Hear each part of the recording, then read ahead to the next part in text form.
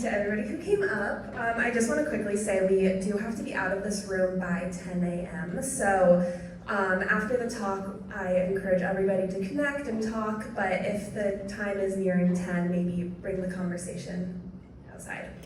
Thank you. Before I introduce today's speakers, Tim and Peter, I'd like to read through the Creative Mornings Manifesto with you all. Everyone is creative. A creative life requires bravery and action, honesty and hard work. We are here to support you, celebrate with you, and encourage you to make things you love. We believe in the power of community. We believe in giving a damn. We believe in face-to-face connections and learning from others in hugs and high fives. We bring people together who are driven by passion and purpose, confident that they will inspire one another and inspire change in neighborhoods and cities around the world. Everyone is welcome. Thank you.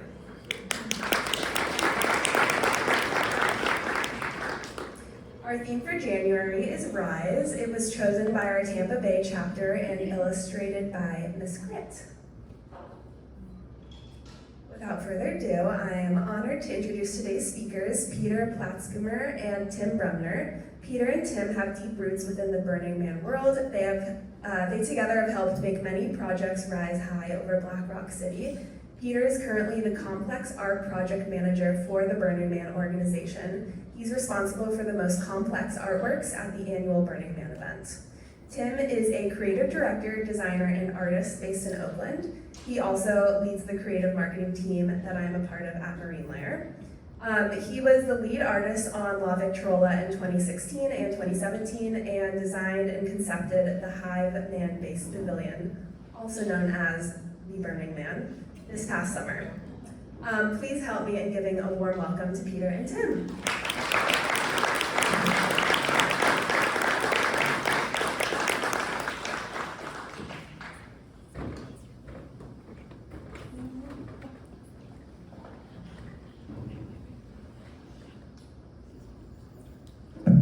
Hello there. Hello. You want to take the clicker? You can be the clicker. I can click. We decided against a normal presentation because we're really bad at it. And we're trying to wing it, so this is more of a conversation between the two of us. Yes. Okay, I don't think you start. We've known each other for a while. We don't speak normally, so tell us if we're too loud or what. Okay, so what we're going to do is we're going to take you through kind of a journey of like an artist at Burning Man, the different levels you have to go through to be kind of a bigger artist. And it's a really kind of interesting process that both of us have been involved. You know, I started going to, well, first of all, how many of you have been to Burning Man? Just kind of curious. So. And I assume all of you know what it is. We're not going to go into too much depth about what it is, but we're going to tell you the art side versus the hippie rave, spiritually projecting, all that. So, we will start by talking about, you know, how rising to the next level of artists at Burning Man. Can you do a clicker? No, oh, you go down. We failed already. So, do you want to talk about kind of what you think Burning Man is for artists? I can do that, but you want to introduce yourself quickly. Who's got to introduce? Is that enough? Well, then Why let's don't do you the Burning Man introduce part. yourself? For the Creative Mornings, Tim was invited at first to talk about his experience as an artist, and then Tim, who I worked with when I was on the art side, asked me if I want to join him. So I'm just here for comic relief, as far as I Moral support. maybe for some meta commentary, and it's not really, this is certainly not a Burning Man position or anything. This is really more my own experience as an artist here. Burning Man, to me, is a temporary community in the desert with roughly 70 to 80,000 people. It's never 80,000. It's not supposed to be 80,000. So the number came from Tim, not from me. And what it does to me is is it gives us as artists a chance to go one step further than anywhere else. It's not so much that you get the best art there, it's not that you get the biggest or brightest art, it's certainly not fine art in many cases, but it's this chance for you as an individual or as a community to say, we always wanted to do something, and this is a place where there's a safety net where we can do this one step further than we've ever tried before. And I think that's what we're going to talk a bit about. Yeah, and I would echo that in that saying, it's a bunch of people all creating for each other. So you're encouraged at any level of art, and you'll see some of my first art is ridiculously terrible. And so, but I was able to build because of that community. I was able to find other people to do art with me. I was able to kind of encourage others and be, inspired by everything else. So it's a really, really cool place. All right, so we'll go. So this is our first level. As a graphic designer, Peter has been making fun of the fact that I put type over this that you can't read. So 25 years in the industry, it doesn't matter. So what these words do say is starting small and learning constantly. And these are 4 pictures of other people's art that is at the level of this is their first art piece. And what's kind of the theme is when you're first doing art out there, you're doing kind of handmade art. You're taking stuff from your home, you have 0 budget, you have 0 idea how to do art and install it in the most inhospitable place on earth. And so you kind of have to engineer and learn as you go. And then when you get out there, you get your ass kicked. And all these things go wrong, but there's a whole process in it. And so as you'll see through these levels, we have these great pictures of art, and then we'll tell you kind of the next level, and you'll notice a theme with turtles, dragons, churches, and Pegasus. Is that Pegasus? Yeah. And how they kind of take it to the next level. Anything you want to say about these? Yes, I do want to say something. First of all, you see it can be a very different size. It's everything from the small turtle. It's essentially just a sign. That specifically is a sign for a carousel ride at the Manatee Love Society, a theme camp at Burning Man.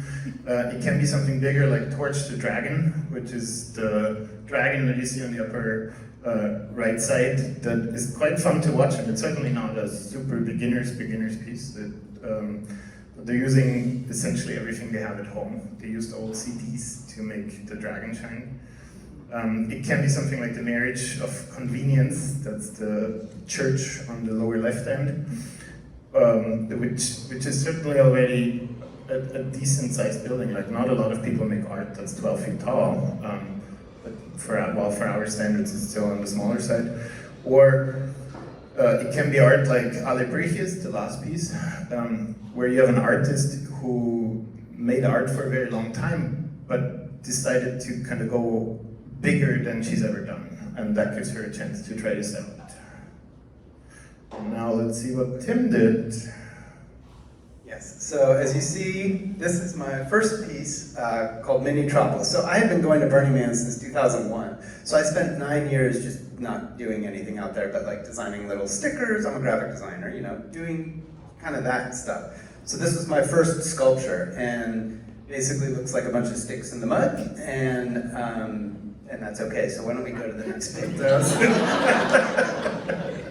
So you'll see in this presentation, like, what I love to do is compare my actual piece to the rendering that I did at the beginning. And the first render, I had this vision that, I'm gonna do this cool city out there, it'll be blinky lights and stuff like that. And I didn't really know how to make things straight, and I had all sorts of problems. I had a crew of 1. So, and that year, the Burning Man Playa is a surface that you can bike ride over. Well, that year you couldn't. And my piece was so far away, I had to kind of walk to it every day to turn on the lights. It sucked. That's all I did, was walk back and forth. What do you think about this? We're not going down that rabbit hole. It's really nice to have a crew of 1 sometimes, because you know that person and you fight very differently than with others. So this is true. It's not the worst blame one person. So next slide, please. So this is kind of, so often people use recycled materials for their first piece because it's free. And so I worked at a company called Gymboree, and we mailed window posters all over the States. So I had all these cardboard tubes. I was like, oh, I have my material. And I kind of had to engineer this whole system of like, how do I put in lights? How do I make it not blow away in the crazy wind? How do I make it withstand rain if it rains? It didn't rain much back then, but, and then how do I arrange it? So I kind of designed it on the computer. You can go to the next slide. And then I did all this prototyping by myself. I spent a lot of time in my basement and a friend's basement just trying to figure stuff out, trying to kind of over-engineer it. You can go to the next thing. And then I packed it up in a truck and installed it myself. The org placed me, I wanted to be in a quiet place. They placed me way out in the desert, but no one saw this piece, like maybe 4 people, including me. So it was a good, humbling experience. But I was pretty happy with how it turned out. You can go to the next slide. This, or do you want to? Maybe just one add-on for the ones who haven't been to Burning Man. When Tim talks about the org, he means Burning Man Project, non-profit that's behind the event. And a lot of people like to call us the org, because burningman.org or Borg, depending on if you like us or not. So this is kind of the final of what it looked like. I was pretty happy with how it looked at night. It looked like little skyscrapers that people could do their whole, kind of Godzilla moment. And during the day, it made no sense. I met an Italian fellow out there when I was changing the lights, and he's like, I don't get it, it's terrible. It made me feel very good. I did not tell him I was the artist, I was just kind of like, yeah, okay. But yeah, overall, I was really excited to join the world out there of creating just an experience for somebody else to discover. So, and he had a portfolio piece. yes. And he had a first really nice portfolio piece. I've seen David Hill in the audience before, who was one of the photographers who's doing a lot at Burning Man. And one of the really nice things is because the community is here, because the community appreciates this art and is there all the time, you probably get a lot of photos for your pieces, and you get a lot of things that you as a creative need to build up a portfolio, which is very, very nice as an artist. Next slide. Okay, so this is where the real fun happens. This is community art. So this is, building a community of like-minded people. So you have an idea, and you start to draw people like moths to a flame that really like your idea. They have skills, they have passion for Burning Man, they really want to go and experience big art, or they've gone from big art crew to big art crew supporting, because that's what they love to do. Like their hobby is just to go well during the weekend versus play golf. So you kind of harness these people of all ages and all careers into these projects. And so you want to talk a little bit about these before we go into the quote? Yes, I can do that. I can also say what it says on the slide. Tim is not so good with fonts. You have no idea how much that frustrates him. It's building community and passionate and skills. The pieces are, the turtle is called The Journey Aquatic. It's a piece from this year by Mark Dillon. Mark was the airport manager at Burning Man for the last few years and decided to do a piece the year before he did a bird, and then he did what happens quite often, that he wanted to step up and go a size bigger, and this is certainly a size that you cannot do by yourself any longer. You need someone who's good with lights. It doesn't necessarily need to be an expert in this field, but you kind of ask your iOS developer if they can help develop something, and it might not work super well, but it's gonna work, and the lights look really nice. Then the dragon is heavy metal, which is one of the more famous art cars at Burning Man. This is certainly on a pretty decent level at this point, and they do quite a lot, but there's still a community, and a lot of them are still volunteers who do this on the side. And then there's the Rebecca Waite's church trap, which is one of my all-time favorite pieces. Unbelievably good. And the last one is the Cosmic Messenger, which is this lovely little Pegasus by Miki Harini, I think is her name, from Portland, and she's a metal worker, and this is kind of her first piece where she realized she needs someone who's able to help with lights, and you can touch it and it changes things. So she needed someone who's able to kind of work with an app to well, make things move. Okay, so what we did, and this is how I met Peter, is he was one of these people that was drawn to this idea. I had an idea of doing something that would celebrate kind of the analog world, and so I chose an art movement, which was Art Nouveau, so that other artists could just step right in line with the aesthetic that I wanted to do, and I wanted to do this giant thing. And had I done it, it would have fallen over. So, and I had like flames coming out of it originally, it was gonna move, it was just incredibly stupid. But people loved the idea, and so this was this kind of go big or go home. And so here you see the renderings I did on the left, where I did really detailed kind of world building things, and then how it turned out on the right, which was incredible. If I do say so ourselves, right? People really loved it. We loved doing it. We'll have to go through these pretty quickly. So, but obviously I couldn't do it without this crew. And this is about half of the crew that showed up for the picture, because getting a group picture at Burning Man is not easy. But it was a lot of people. I think we were 40 or 50 total. 40, yeah. Yeah. We'll go to the next slide. So the big thing about community art is that you have to fundraise. You know, we didn't come from a ton of money with this project, so we were constantly fundraising to keep the lights on. And in order to do that, you have to create a brand. And next slide, you have to put it online. Next slide, you have to host events. You have to do crowdfunding, which sucks. And then you have to do, you know, cool designs of swag. Do you want to talk about the Lego? Well, I can talk a little bit about the Lego. You see on the very lower right side, there's a little Lego piece of a gramophone. A project like this, that's a community project, gives everyone a chance to kind of join and bring in their own passion, their own little things. And one thing that I always wanted to do was make a custom Lego project. So it's like tiny art and within big art, which is pretty cool. I think it was the best piece. It was. Then we also, you know, talked to foundations, major donors. You know, it's all about trying to get. So this project ended up about 250K, I think, total that we had to raise, and we started with 0. So that's a lot to raise. And me being a creative director and a marketer meant I was just marketing the whole time, while trying to also lead the project, which was kind of difficult, but it allowed me to create a ton of portfolio pieces, actually. We want to go to the next one.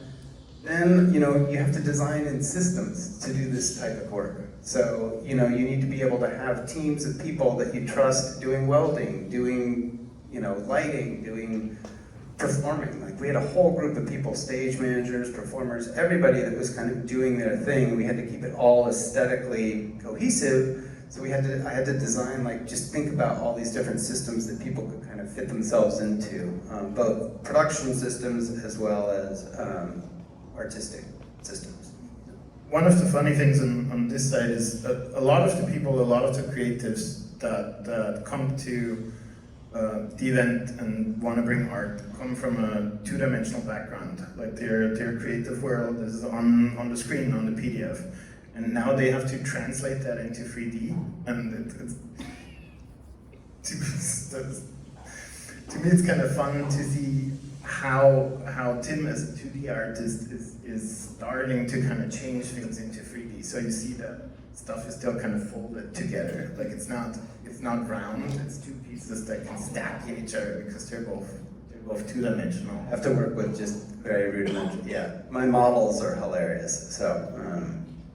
Go to the next slide. So these are great pictures of like what the build involved. So we had to rent a space at this old derelict warehouse called American Steel, which doesn't exist anymore, but was a great place with just different artists and different projects going on all at the same time. So you cross-pollinate. I mean, we had maybe a quarter of our crew came from other random people that were working in this workshop. They were like, "Oh, what are you doing?" And then they come by and they're like, "Yeah, I want to do that." So they, you know, join in, which is really neat. But this shows kind of I don't know, there's just so many different things we had to do before even getting it out there. And it's also a bit how I joined Tim. Like at the time, I finished my PhD in Switzerland. I moved back to the US. I had to wait a bit before I was allowed to work, and I decided I could finally work on a large art piece and do some volunteering.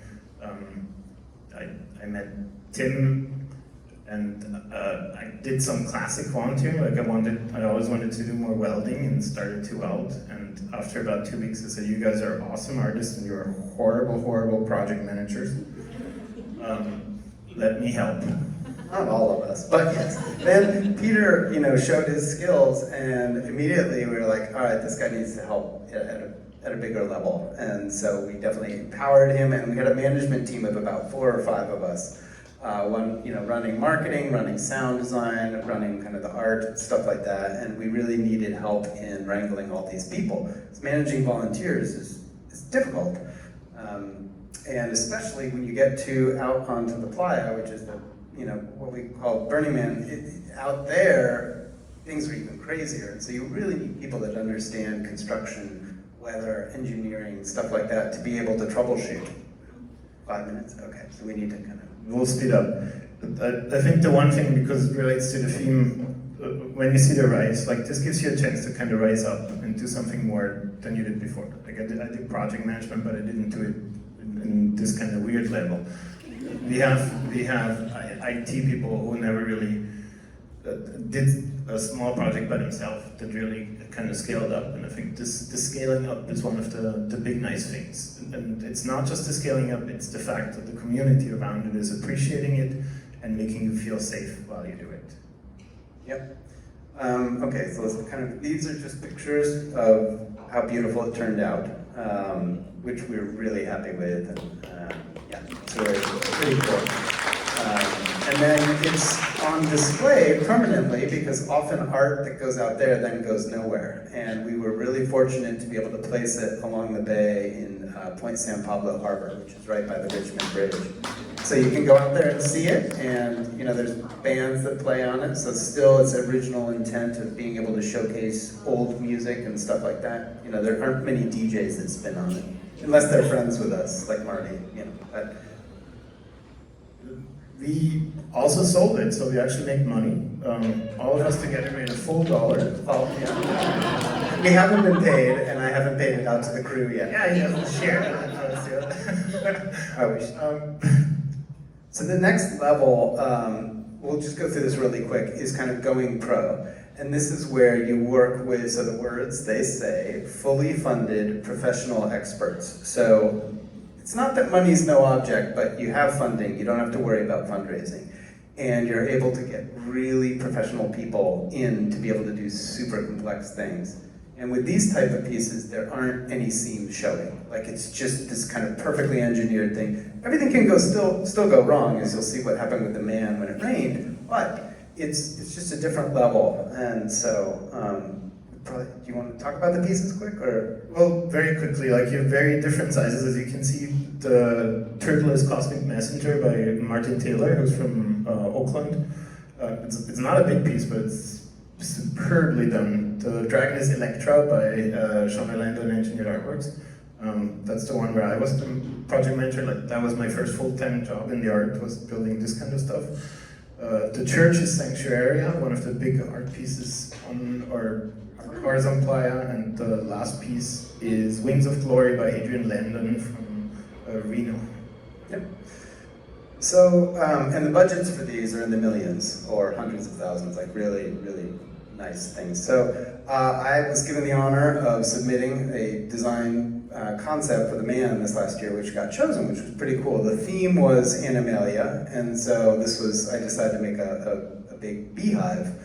And it's amazing that this was done by a crew that I was not involved with at all. I designed it in a vacuum and then sent it to them, and that was basically it. I had 1 or 2 meetings, but as you see with these renderings, how close that crew, because they're so pro, came to my original vision. Like it blew me away. Like even with things that like they had to structurally engineer to be different, they were able to still maintain this kind of look the way that I wanted it at night, the way that it should look from the sky. I mean, it was really remarkable. go to the next one. So this is kind of one of the renderings that I gave them. I went pretty detailed, because again, I was taking skills I'd used at the, oh, that's my little timer, sorry.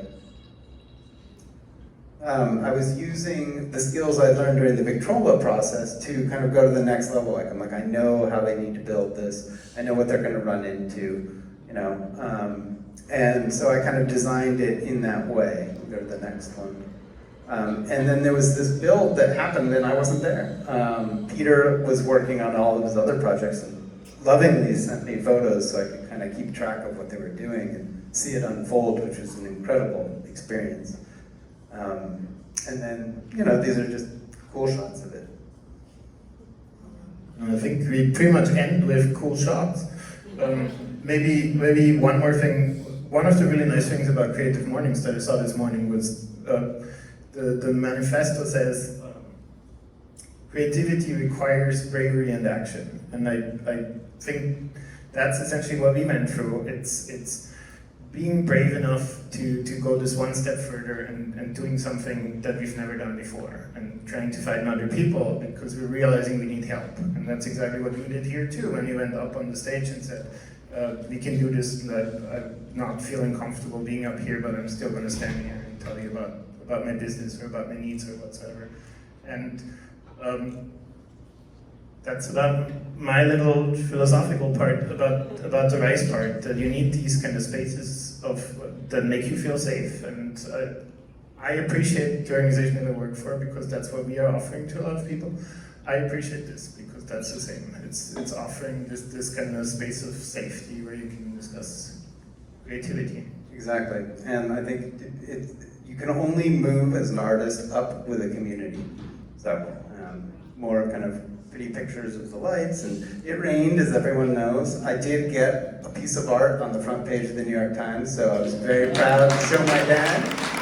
And it didn't have a headline of something terrible other than like a bunch of hippies stuck in the mud or something. So, and after the rain, you know, they burned it. And this is unbelievable professional people, you know, doing fire, neon work, everything. I mean, it was really remarkable. So, thank you.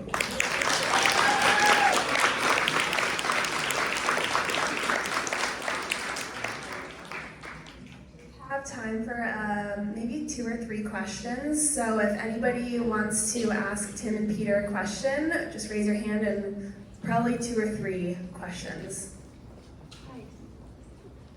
And that was so interesting, thank you. How does the organization continue to encourage the starting small? Because I would think somebody who says, well, I only have a piece of wood, I want to make a sign for, you know, how does somebody who attends Burning Man and sees that say, I'm going to do this next year with leftover plywood, I'm going to make that turtle sign? Is there something in the organization that reaches out to beginners to say, no, you can do this? No, it's not. To me, it's something else. So, in German, there's an aphorism that's called Kunst kommt vom Können. Art comes from the ability to do so. Art comes from can. And the Austrian composer Arnold Schönberg said once, that's not true, art comes from must.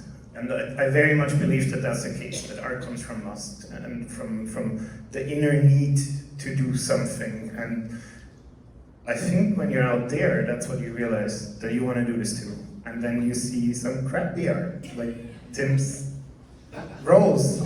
Yes. And you realize you can do this too. And it actually looks good, and you can make this happen, and that's how you start. Or you start with, one of the reasons why I brought this turtle sign is because it's essentially just a sign, but someone took the effort to make it nice and use their own art to do that. I think that's the nice part about it. Thank you so much.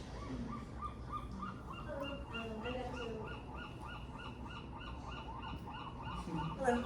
I got to work on a Flaming Lotus Girls installation a number of years ago, which was really fun. And I'm wondering if there's a good place to kind of find other like kind of big art projects to like be able to find people to get involved in, that, you know, kind of join those communities and stuff.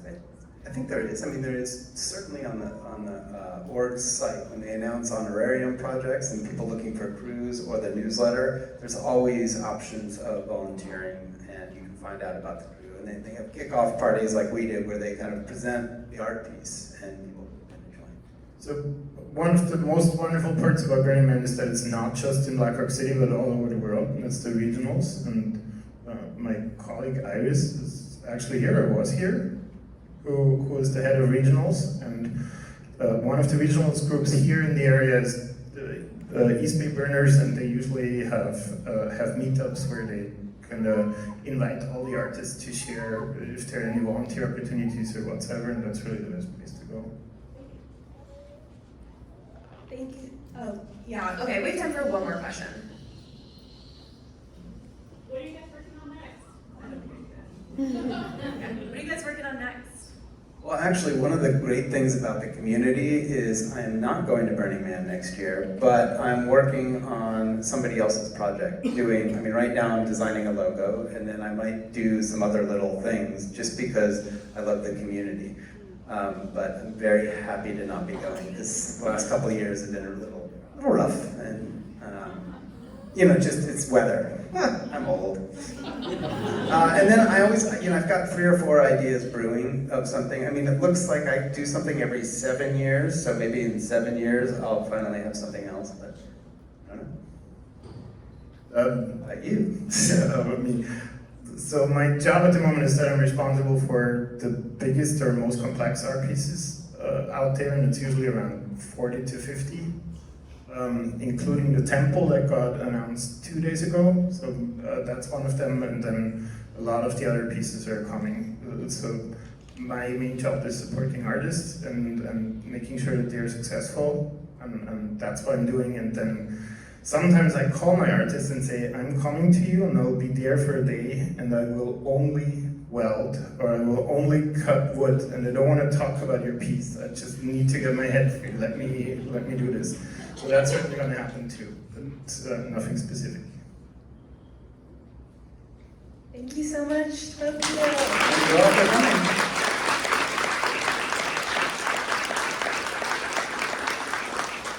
I think that is it for this month's Creative Mornings. So thank you all for showing up.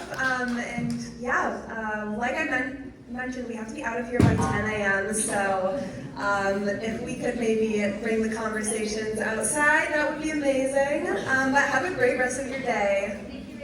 Thank you.